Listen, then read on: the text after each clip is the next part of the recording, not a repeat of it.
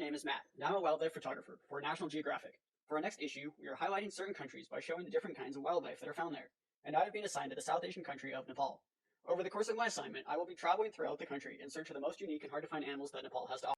My journey begins in the Himalayan town of Namche Bazaar. At an elevation of over 11,000 feet, this town sits in the midst of the high mountains, and I am here in hopes of photographing the elusive snow leopard found only in this region. While here, I run into a large number of climbers on their way to Mount Everest, who are stopping in Namche Bazaar to acclimate and stock up on supplies. These climbers make up a large part of Nepal's tourism industry, which is one of their leading economic sectors. It brought in about $2 billion to the economy in 2018 and employed over 1 million people. Also in 2018, it made up 7.9% of the country's GDP, and that number continues to grow.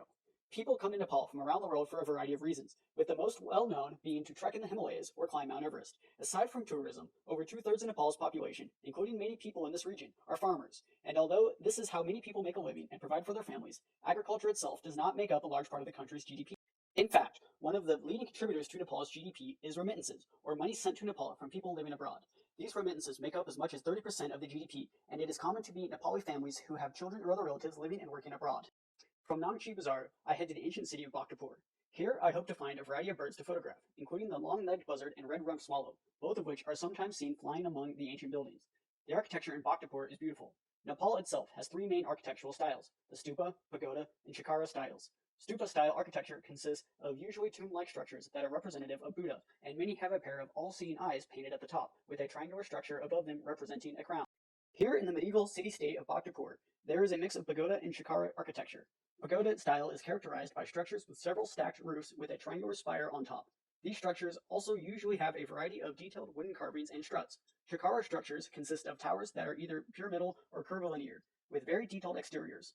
Some of these structures were damaged in the earthquake in 2015, but they still hold a sense of wonder.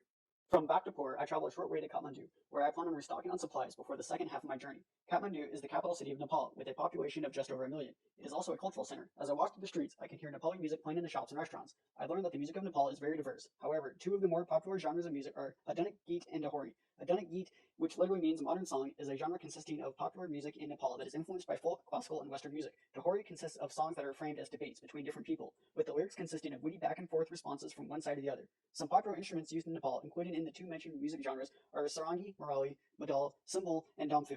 On my last night here, I made a point to visit a traditional Nepali restaurant where live musicians played Nepali music while the people ate. Restocking supplies in Kathmandu, I take a bus south to Chitwan National Park. This area is a lush jungle that lies only a few hundred feet above sea level. This is the spot on my journey where I have the best opportunities for photographing wildlife, as the region is home to wild elephants, rhinos, tigers, crocodiles, boars, and so much more.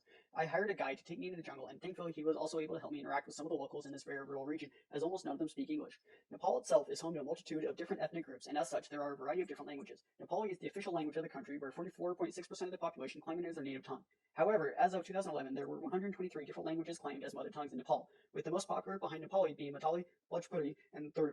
English is also widely spoken, especially by those in the tourism industry. Here in Chitwan National Park, the tourism industry is especially popular as the park itself is known worldwide for its biodiversity and remoteness, and even though the locals here may not speak English or even Nepali, local guides such as my own will be able to direct you where you should go. The final stop of my journey is Lumbini, a small but important town west of Chitwan National Park and near the Indian border. For my assignment, I'm here to capture the rhesus monkey, but this region's religious significance is much more important than its wildlife. The most popular religions in Nepal are Hinduism and Buddhism. Just over 81% of the population claim Hinduism as the religion, while 9% claim Buddhism. However, these numbers are not as cut and dry as they may seem, with many people practicing parts of both religions. Both Hindu and Buddhist shrines are seen throughout Nepal, and each plays a role in shaping society. Interestingly, the town of Lumbini is home to the birthplace of Siddhartha Gautama, the Lord Buddha.